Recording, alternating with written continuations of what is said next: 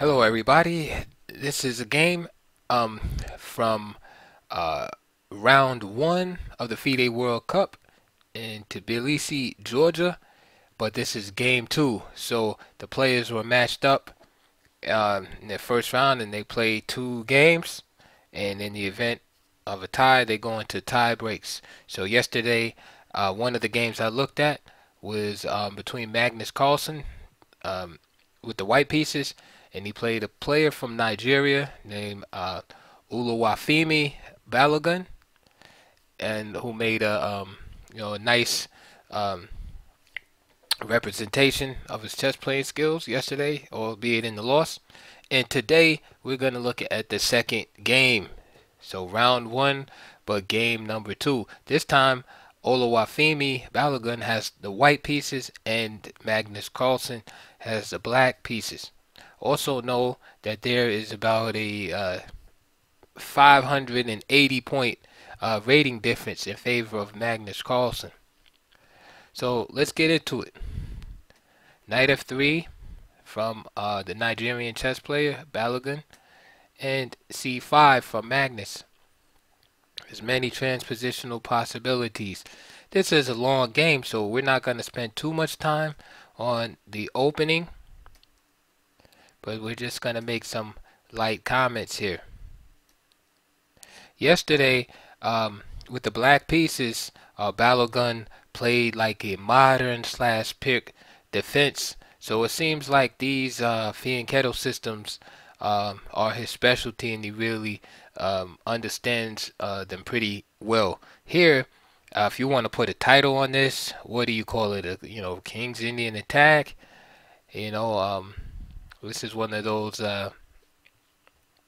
one of those nameless type systems that would go under the title of unusual lines, after knight f3. Alright, so c3, again, we have this like reverse Pirks type setup. And Magnus plays e5. I think it's a good choice against, a player of Magnus caliber, because it seems to me that, well, there's pros and cons to it. One, playing these fianchetto systems, often you give the opponent the chance to, get a big center built up, which I don't think you want to give such advantages to, to the higher rated player. But on the plus side, you avoid preparation. It's very difficult, almost impossible, for these top players to prepare against these lower rated players who they've never seen or heard from before. And so playing in this way is very flexible for white, and he can at least get out of the opening without being down upon or just falling into some type of tactical sinkhole. So a3, indicating the idea of expanding on the queen side with b4. Knight e7. Again, I'm trying to stay away from too many labels. I mean, it looks like if you want to label black side, it's like some type of Botvinnik English setup, but that's not really important because it looks like Magnus is trying to really remain flexible as possible, and and not show his hand too early in the position. So you see a lot of moves that are okay, but not really, anything that is putting pressure on the opponent. And this goes for both sides. Here, Balogun plays his move b4, attacking an unprotected pawn on c5. And Magnus opts for d6. Now here, I think, is an important point in the game already, because white has a chance to create some targets going forward, which would clarify his goals a little bit in the position. Instead, Balogun played here knight f d2, but with the pressure on c5, I was thinking b takes c5, d takes c5, and then knight bd2. Natural moves, developing a piece, and then with the simple idea of attacking down the open b file and also attacking the c pawn that's unprotected. So for instance, if white could move a couple of times, he would play knight e4, attacking the c5 pawn, and let's say b6 to protect it. Now rook b1 with pressure down the b file, and then if f5, right, natural move to kick the knight out, then knight e d2 again, and then with the idea of coming to queen to b3, exploiting the fact that that black has weakened this diagonal somewhat with the move f5, and also with pressure down on the b file. So I think that's a good strategy that white could have pursued there. Of course, f5 doesn't have to be played. Black could just castle in this position, but then the idea is still the same, to play queen b3 and pressurize the queen side. So knight fd2 was played, castle, knight b3. So now he puts pressure on the pawn, but in a slightly different way. He shows that what he wanted to do was use his kingside knight. That way the bishop on g2 is now blocked on this diagonal right here. So now that this knight is on b3, it makes it a little bit gives black something to think about when playing b6. For instance, he would have to move the rook or something like that, but it's not a big deal because tactically there's nothing for black to worry about. So after b6, for example, let's say just follow through, b takes c5, b takes c5, and let's say bring that guy off the second rank, then just simply move like rook b8, and black is just fine, and I think a little bit better than before because he's gotten rid of that b pawn, switched it to the c file, and now he actually controls the b file first. None of this happened in the game. What happened as after knight b3, Magnus decided to take c takes b4, a takes b4, bishop e6, and now e4. Very committal decision, shutting that white bishop out. Queen d7, and here, like, it looks like to me that kind of like Magnus is still trying to figure out what's going on exactly. Like he's developing his pieces, but again, neither side is really putting any pressure on asking any critical questions as of yet to either side. Knight 1d2. Now Magnus plays b5.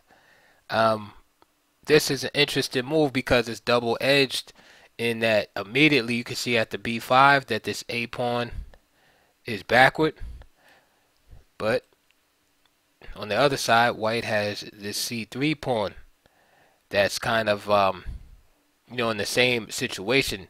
It's very hard to push because of the b pawn.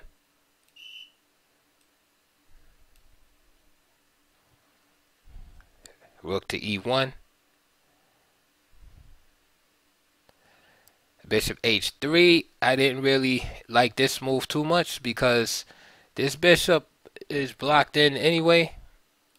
So I don't see the rush to go and trade it off. I think black's, if we think of whose bishop is better here, I know it's chess is based on concrete It is at the end of the day, but just looking on principle, whose light square bishop is better? Black's light square bishop. This bishop is blocked at this pawn, and I love black's bishop on e6, guarding over the light squares. After bishop h3, Balogun played kind of by rote, because what do? You try to preserve the bishop a lot of times. Bishop h1. You know, that's like some chess programming. But sometimes you have to look at concrete variations. Here, why not bishop takes h3, drawing the queen away, and then attacking the weakness on the queen side.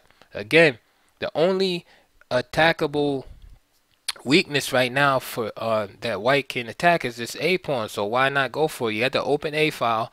In other words, you have to let the features in the position guide you. There's really nothing. There's nothing else. It's like I look at this position, it screams attack the a pawn, attack down the a file, because it's really nothing else. You had this d pawn here, that's weak, but you can't really get to it. Okay, that's like a long way down the road. Maybe you're getting e4 in one day and or something, but this, you're not gonna get to that. This can be attacked. So again, if bishop takes h3, queen takes h3, gaining time and getting rid of black's good bishop. You have enough pieces over here to defend any potential attack in the scenario. And so queen e2, right? Notice the queen's coming a little closer to the king side there. And now, again, if white, you know, just to show you the plan, if white can move, again, knight f3, bishop e3, and now rook a3. You see, with the idea of rook e1. Simple plan. And notice how I've covered the two issues. One was, okay, the king side safety, because white has lost his light square bishop. And so what did I do? Bring some pieces over to the king side to make sure everything is secure over there from any attack. And the second scenario is attacking down the a file. You gotta go where the weaknesses are. So rook, rook a3, queen h5. Again, just another example. King g2, just adding some extra support to the knight. f5, because this would be black's natural play. The bishop is gone, and now he wants to attack down the f file, and then rook ea1. Okay. So just to show you the ideas in the position. So. And I like white here. I don't believe in this attack from black. But it's understandable why, again, he played bishop h1. But you see the difference is one gives you something to do. The one move gives you something to do, something to look forward to. Because it's kind of like that old saying, idle hands are the devil's workshop. It's kind of like if you don't have nothing to do, you might get in trouble. You do something stupid. You don't have a clear objective. So when you like in these type of positions, it's easy to drift. And what you want to do is find some clear targets, like clarify things, like, okay, this is what I'm going to do here. So you see this kind of malaise in the position. It's like hazy to see exactly what's going on. Like, I don't see any clear-cut plan coming from Magnus. It's kind of like he's just probing, trying to get black to make some weak moves and seeing what's going on, So he plays bishop g4. Okay? And he gives black a chance, it gives white, a chance to go wrong here, which he does. He plays f3. f3 is not a good move because he just buries the bishop on h1. Like, what? You basically, he might as well have taken that bishop and put it off the board. And play with bishop odds here. In this scenario, you just ignore that. You play queen c2. Or knight f3. But I like queen c2. Just get out of the pen. You gotta do something. Instead, he plays f3.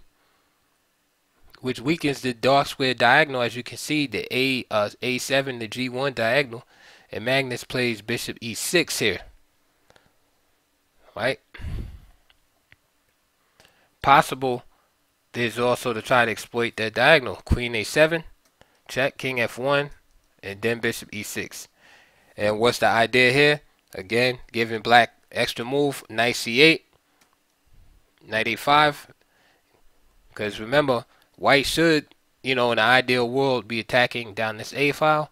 So knight takes, rook takes, knight B6. And now black's idea here is to play knight A4. So let's say at the queen E2, and then rook FC8. And now you can see, again, a clear objective, attacking down the C file. White is trying to attack here. But black is better now because black will always have this move. This bishop is sadly out of the game here. So for instance, at the rook FC8, it's advisable to just bring that rook back. And you see the double attack here. Knight B1. And now, just to complete the idea, black can now get rid of his weakness here. Bishop E3, Queen C7. And that's how we play chess. Let's go back to the game. Bishop E6. And now knight F1. And what Balogun wants to do is basically take care of this weakness that was created on dark square by putting his bishop here. This is a good move. That's why I was saying before, instead of bishop E6, queen A7 check, because you see how the bishop is blocked here. White can take it over. Excuse me, black can take it over before white gets a chance to recover and fight for it. So, but anyway, back to the game. Bishop E6, knight F1, and now F5 from Magnus. Magnus decides to start this attack, seeing that white is weak in his king side. Bishop E3, F4, bishop F2, staying on that diagonal. So, although white is extremely passive, he does have good defensive position. It's hard for black just to overrun the position. Magnus plays G5, and Balogun plays G4, just locking up the position. I mean, his pieces are horrible, but in the closed position, you can get away with these type of things from time to time, because it's hard to just smash through the position.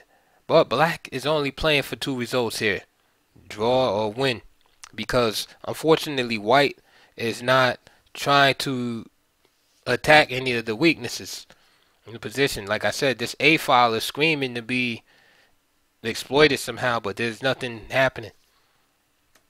Knight G6, H3.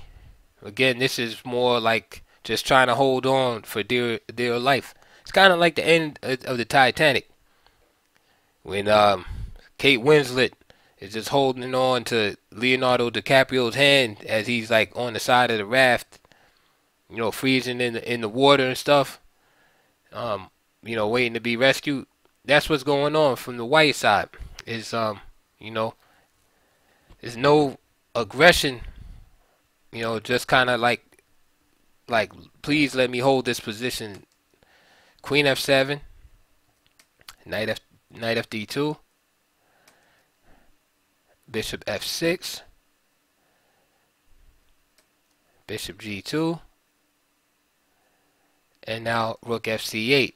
So again, we can see this situation here is target in the position that black focuses on. Queen B1,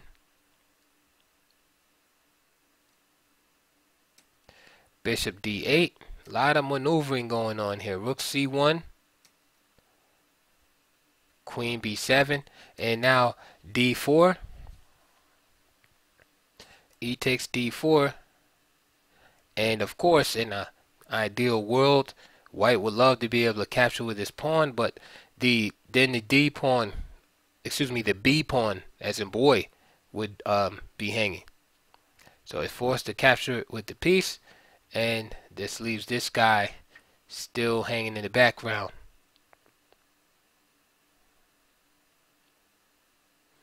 But this comes with tempo against the knight, excuse me, against the bishop. So knight takes d4, and now black gets his wish. He plays c takes d4. So he gets rid of his weakness. Magnus exchanges a pair of rooks, and after bishop b6, white is pretty much out of the wilderness. I mean, he's improved his position. He's improved his position. White is not winning or anything like that, but he's definitely improved his position. He has 2 pawns in the center, nice control of the center. Black's king side, I don't even want to call it an attack. It was never an attack, but his king side expedition has been stalled, and it's looking like it's headed toward a draw. Rook c8. Rook c1. It's like nobody's taking over that file, right? Queen takes c1. Queen a7. Again, just probing moves by Magnus. You know, like one move threats. Easily parried. Queen c3. King f7. Finally, that bishop comes out. I mean, it doesn't have great prospects, but it just gets out from that, you know, g2, h1 diagonal. King e7, bishop e2. Between two grandmasters, this should be drawn. I would even say this game should be drawn. I mean, it's basically one of those positions where you just, if you do not do anything silly, then you'll be just fine. For instance, after knight e5 here, grabbing this knight, d takes e5, bishop takes f2, e takes d6, bishop g1 threatening mate, king e1, bishop d4, queen a3. Now is white lost here? No, but it gives black a lot of play. 2 bishops, king kind of exposed. You know, it's just like you don't want to. That's the kind of thing you don't want to fall for. Balogun avoids that scenario, just plays queen a1. It's like he understands, you know, what it is here that he should be holding. Knight g6, queen c3, just moving back and forth. Bishop f7, bishop d1, and now queen c7. Magnus offering an exchange of queens here. Queen takes, king takes c7. Again, it's really hard to see how white can, how black can do anything but draw the position. This a pawn right here is not a liability anymore without the rooks on the board. It's very difficult. No way to get to it, no way to attack it. Same with this d pawn. So we can't even label them as weaknesses. There's really no way to get to them. More maneuvering. Bishop b3.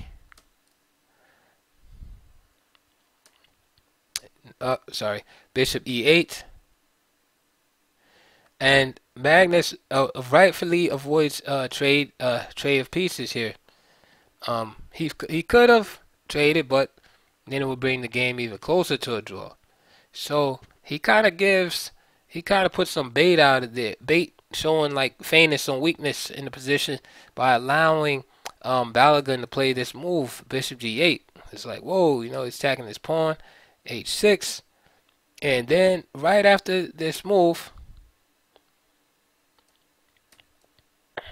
he plays the move knight b3, which is basically one of the few moves in the position that just kind of lose on the spot. I mean, not lost, but I mean, black gets a great advantage immediately.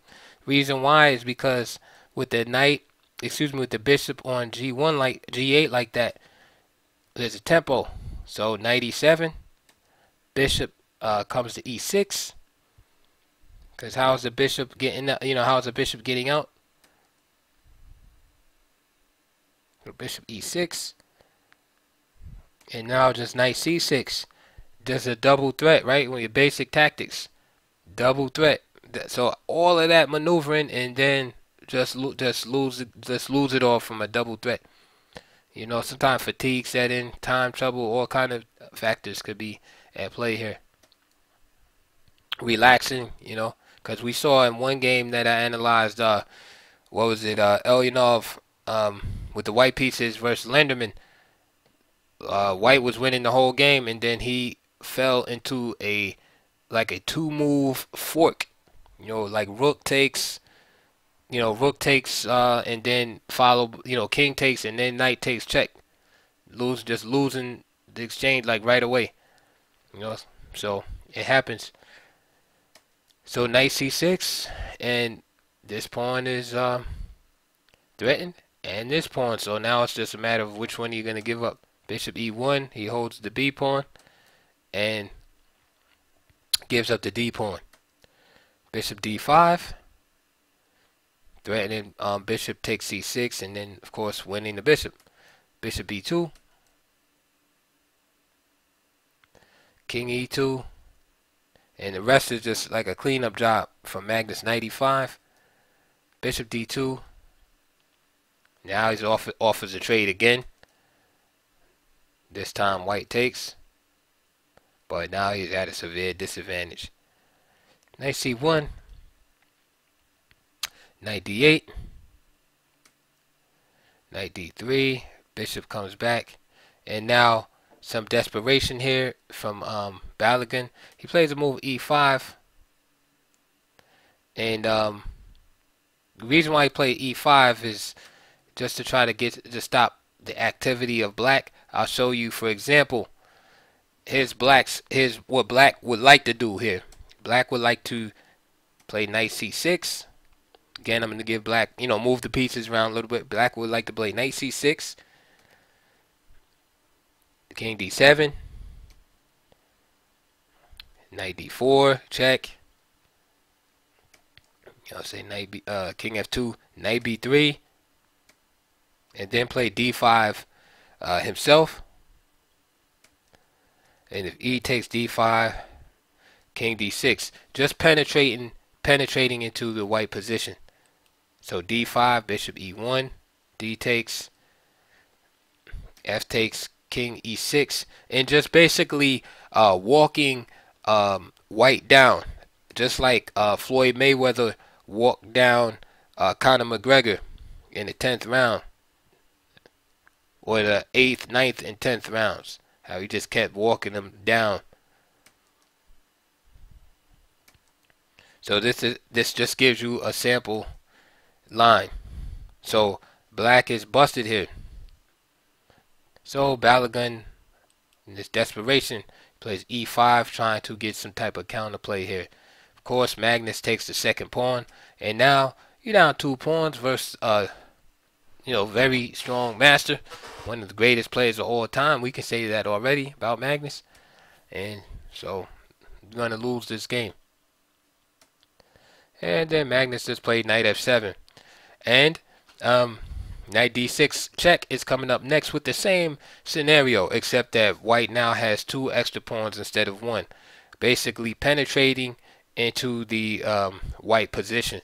So for example, at the knight f7, again, the resignation was here, but just to give you an example, the knight f7, say bishop d2, knight d6, king d3, and just again walking down the battered opponent. Bishop c3 here. Why bishop c3? The idea is after e4 check, to try to have a glimmer of hope of playing bishop g7, although that wins anyway. It's just too much of an advantage. This still wins for white. Excuse me, for black. I keep saying for white.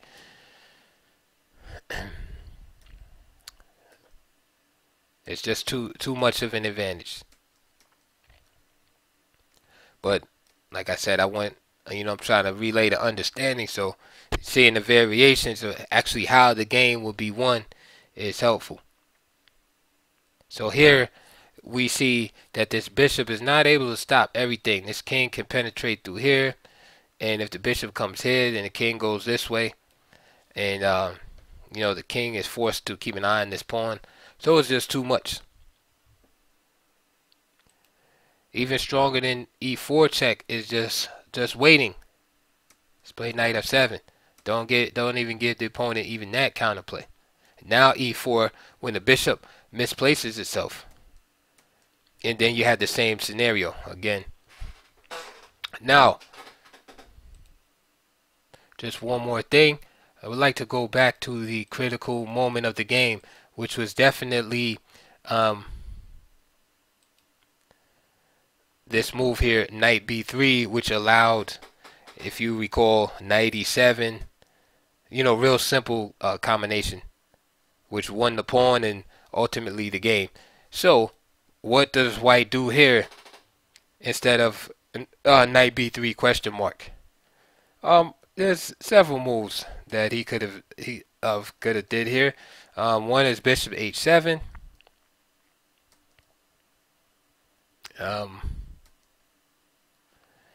Bishop a2. Just to give you a sample. And black always has a slight advantage in this position. And the reason why is because of the 2-to-1 pawn majority here.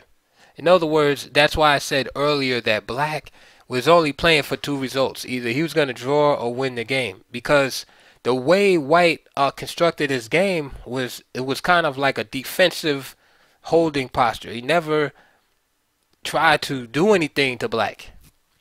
It was all defensive, so it was kind of like you're surviving, but black doesn't have anything to worry about. So in this position here, again before the blunder, knight b3, in this position, it's only black that has a winning chances due to this 2-to-1. Remember, I told you that this pawn, that was a weakness at one time because the rooks were on the board and they could assail this pawn on the a file. Now there's no way to really stop it from pushing forward, and that's basically the idea in this position. So let's say after bishop h7, which is a decent move, knight e7, d5, and then you will see these pawns get pushed. So that's the idea in that position.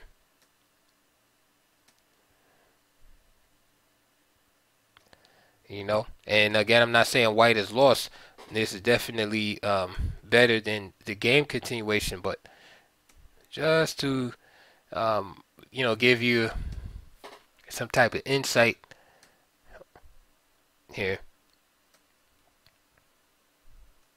on the nature of this position.